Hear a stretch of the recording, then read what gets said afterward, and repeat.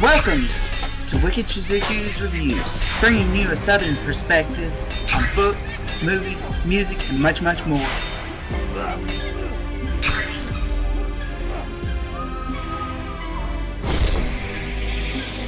Stick around for a while, you just might hear something wicked.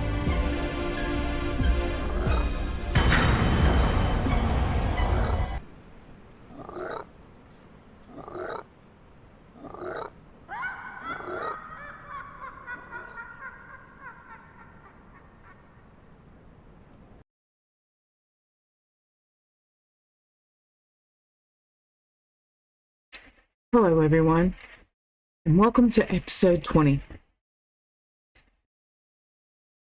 And we will be continuing on in this episode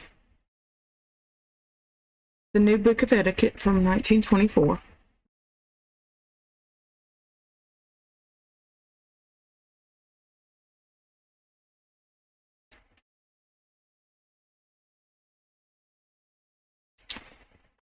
This section is titled Custom and Tradition. Man has an inherent inclination to imitate the past. He is astonished and just the least bit resentful at every new discovery. That explains why habits and customs have survived, and probably will go right on surviving as long as men meet in social contact. The things that we consider right and proper are simply the things that others around us are doing, and that others before them have done.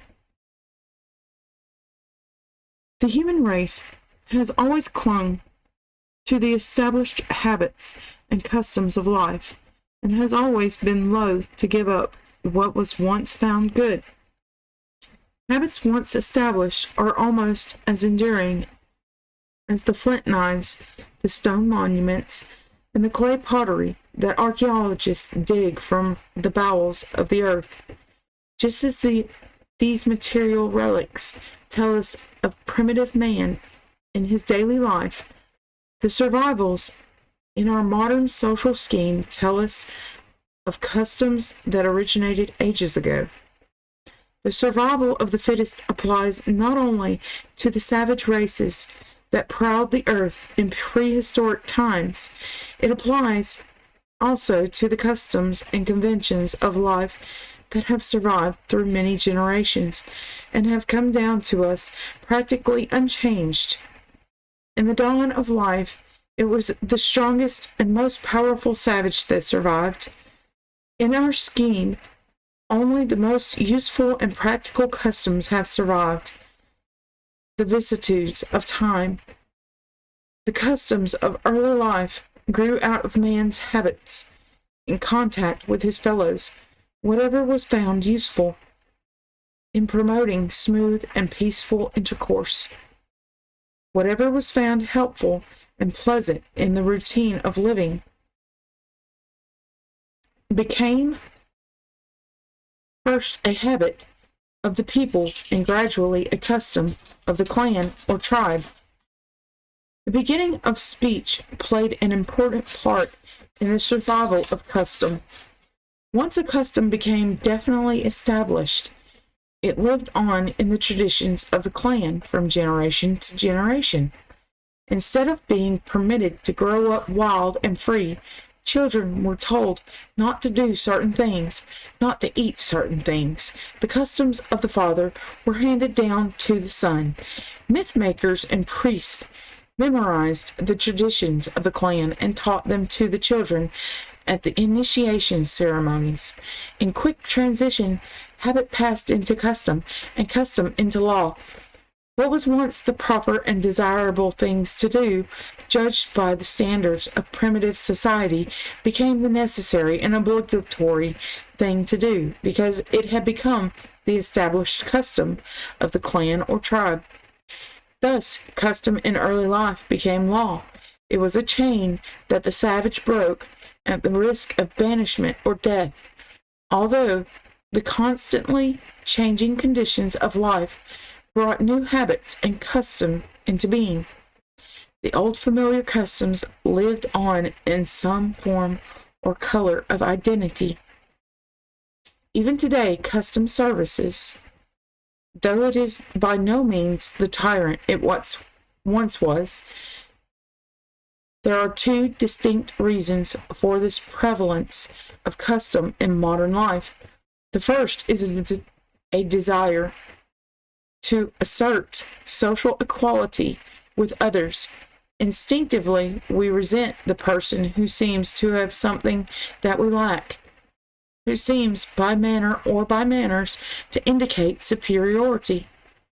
The second is an instinctive desire to play the game, to be like everyone else, or to do what everyone else is doing. Slumbering in the soul of man is the horror of being ostracized, of being left out. That is why when we find fragments of thought and relics of old habits still coloring the thought and action of modern life, that is why we retain in our social scheme certain illusions that we do not like to have disturbed. That is why, though we live in a society that civilization has made, we still observe customs and habits of life that can be traced back to primitive times. As Emerson says, man is physically as well as metaphysically a thing of shreds and patches borrowed unequally from good and bad ancestors. Etiquette through the ages. In primitive society, etiquette concerned itself simply with a first crude regard for the rights and the feelings of others. Today, etiquette concerns itself with daily human intercourse in a carefully organized society. An involved and highly developed etiquette, which is taken as a test of man's breeding. Etiquette has always patterned itself from the conditions of life and from the routine of living. Where life is lived simply from day to day, with little ceremony and no pomp, as in a tiny village, for instance, or on a distant farm, the etiquette we find there is also quite simple and unceremonious. But where life is lived in the luxury of great cities, where wealth and fashion have made their influence felt, there we find an etiquette that is elaborate and complex, an etiquette that has lost much of its beauty in artifice. It was not until the beginning of civilization that a fairly stable condition of social life was reached. And since then, many forces have been at work making etiquette the valuable and useful tool it is today. Since a study of the past always helps us better to understand the present, and sometimes casts a shadow of prophecy as to what the future shall be like, let us glance at these various forces that have been forming and shaping our etiquette. And that's it for our short etiquette lesson this week. And we shall visit this on our next Friday read. But until then,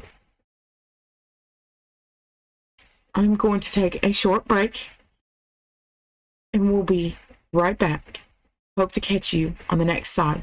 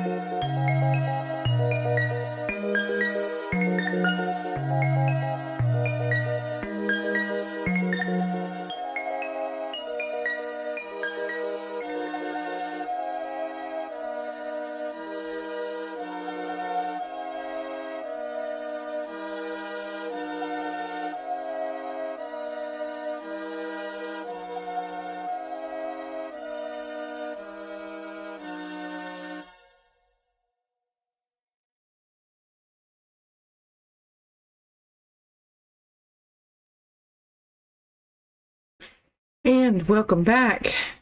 So, I hope you're ready to continue on with the Comedy of Errors by Shakespeare. And we will be continuing with Act 2, Scene 2 in this episode. Scene 2, Public Place. Enter Antipholus of Syracuse. The gold I have gave to Dromio is laid up safe at the Centaur, and the heedful slave is wandered forth in care to seek me out.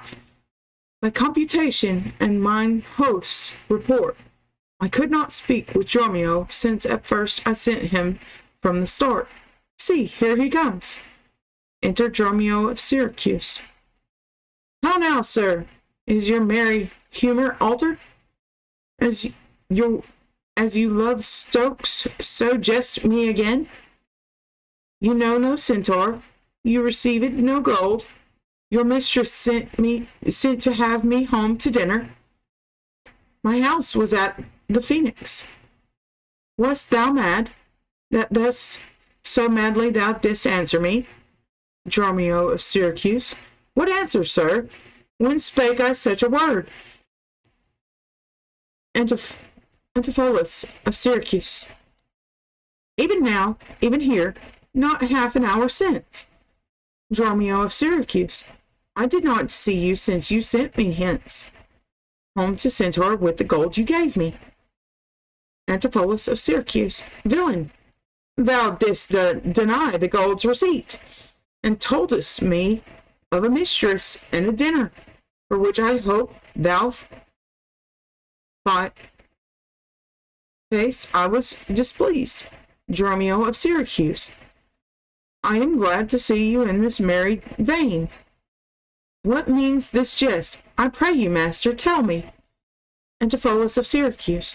Yes, dost thou jeer and flout me in the teeth? Thinkest thou I jest? Hold, take thou that and that. Dromio of Syracuse. Hold, sir, for God's sake. Now you're beating him. Now your jest is earnest. Upon what bargain do you give it me? Antipholus of Syracuse. Because that I familiarly sometimes do use you for my fool, and chat with you. Your sauciness will jest upon my love, and make a common of my serious hours. When the sun shines, let foolish gnats make sport, but creep in crannies when he hides his beams.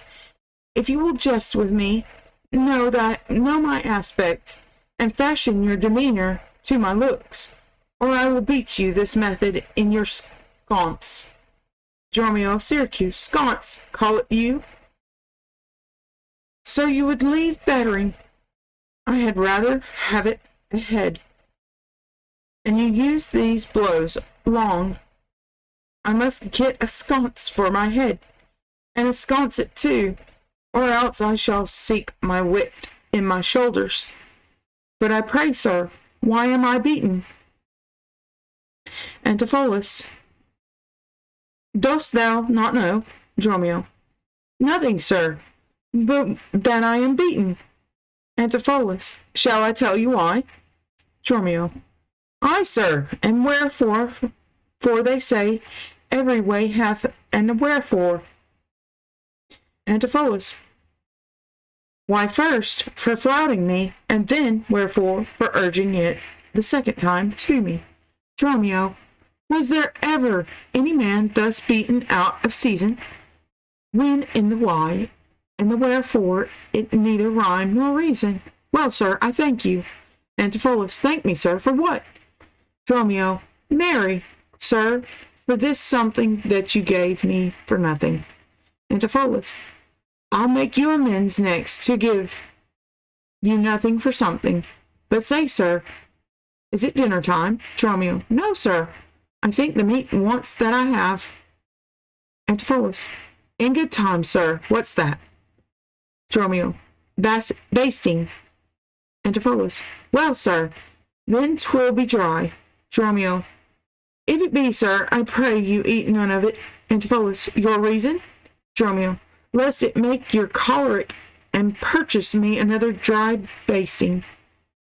Antipholus. Well, sir, learn to jest in good time. There's a time for all things. Dromio.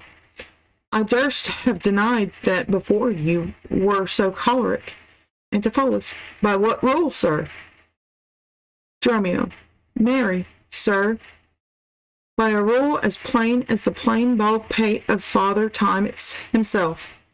Antipholus. Let's hear it. Dromio. There's no time for a man to recover his hair that grows bald by nature. Antipholus. May he not do it by fine and recovery? Dromio.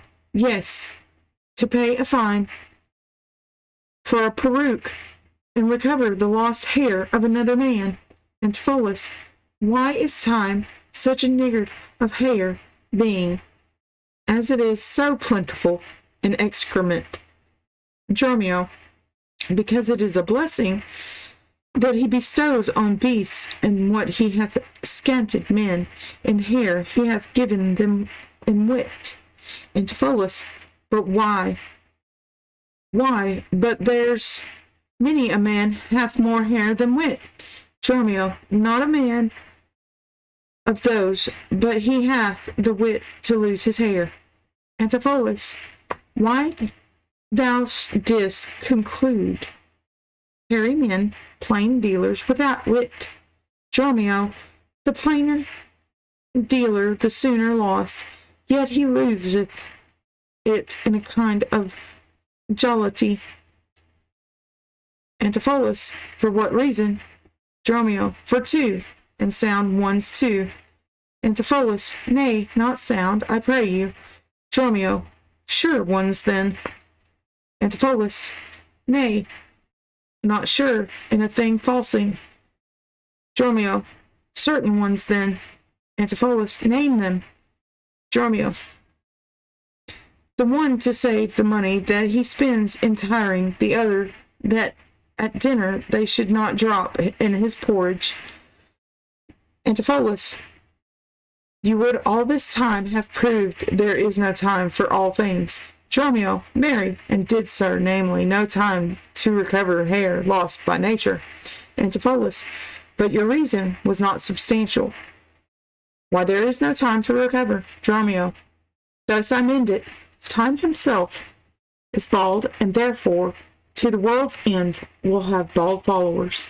Antipholus, I knew 'twould be a bald conclusion, but soft, who wafts us yonder? Enter Adriana and Luciana. Adriana, aye, Antipholus, look strange and frown. Some other mistress hath thy sweet aspects. I am not Adriana, nor thy wife. The time was once when thou urged wouldst vow that never words were music to thine ear, that never object pleasing in thine eye, that never touch welcome to thy hand, that never meat sweet savored in thy taste, unless I spake, looked, touched, or carved into thee. How comes it now, my husband? Oh, how it comes it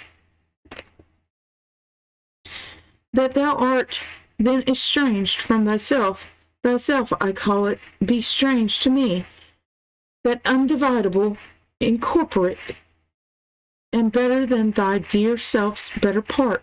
Ah, do not tear away thyself from me, for know, my love, as easy mayest thou fall, a drop of water in the breaking gulf, and take unmingled thence that drop again, without addition or diminishing, as take from me thyself, and not me too.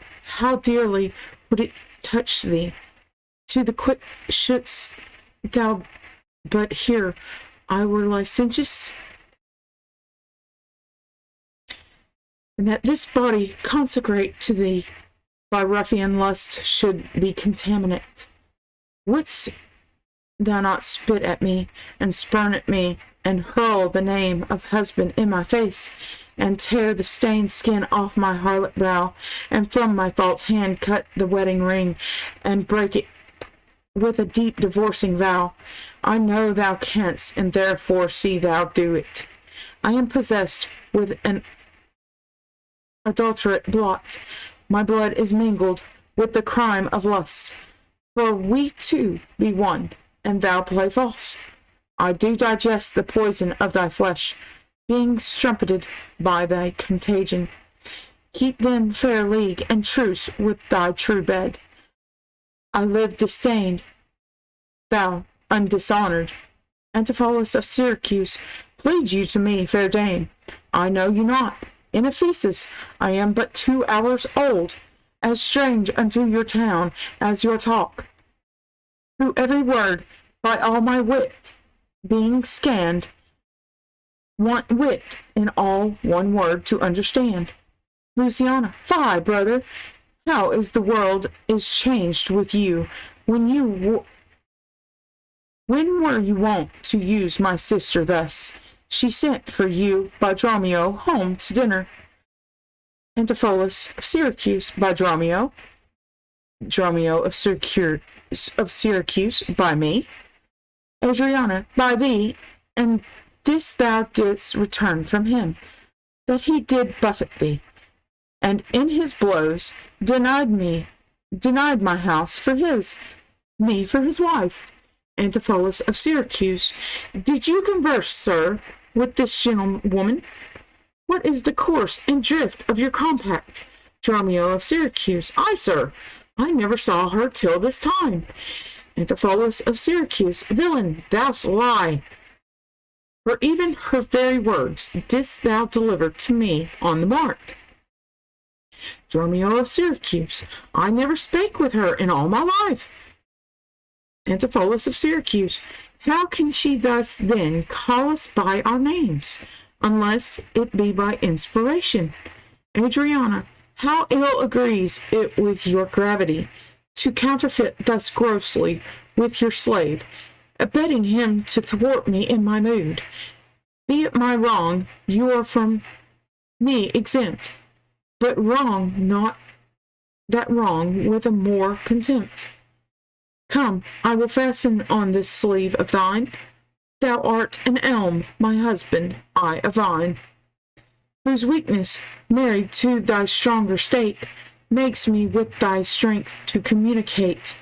If aught possess thee from me, it is dross, usurping ivy, briar, or idle moss, who all for want of pruning, with intrusion, infect thy sap, and live on thy confusion.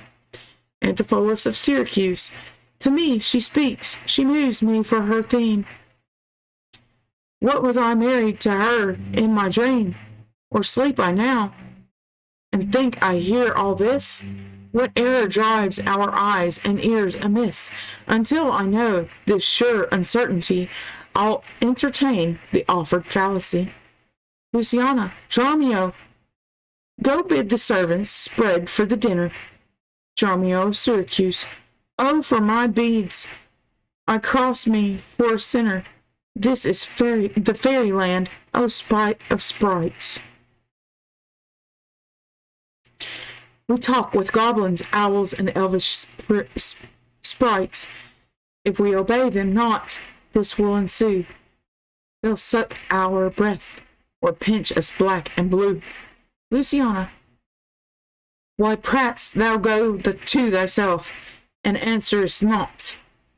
Dromio, thou drone, thou snail, thou slug, thou sot. Dromio of Syracuse, I am transformed, master, am I not?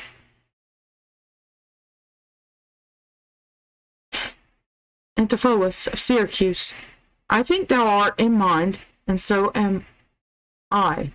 Dromio of Syracuse, nay, master, both in mind and in my shape. Antipholus of Syracuse, thou hast thine own form. Dromio of Syracuse, no, I am an ape. Luciana, if thou art changed to aught, 'tis to an ass.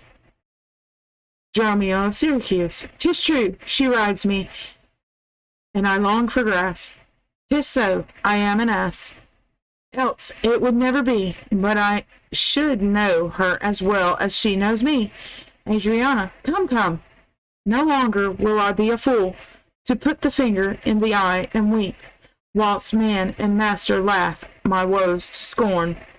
Come, sir, to dinner. Dromio, keep the gate. Husband, I'll dine above with you today. And strive you to 1,000 idle pranks. Sirrah, I ask you for your master. Say he dines forth, and let no creature enter. Come, sister. Dromio played the porter well. Antipholus of Syracuse, am I in earth, in heaven, or in hell? Sleeping or waking, mad or well advised? No, unto these, and to myself disguised. I'll say as they say, and so preserve or so, and in this mist at all adventures go. Dromio of Syracuse, master, shall I be porter at the gate? Adriana, aye, and let none enter, lest I break your pate. Luciana, come, Antipholus, we dine too late. Exeunt. And that was our scene from William Shakespeare this week. So, I hope you have enjoyed Wicked Shizuku's Reviews, episode 20.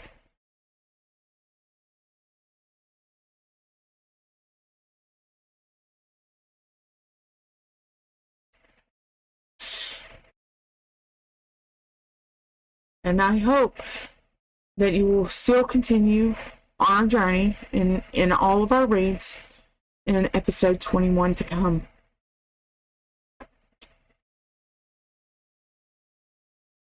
Thanks for listening. Have a good evening.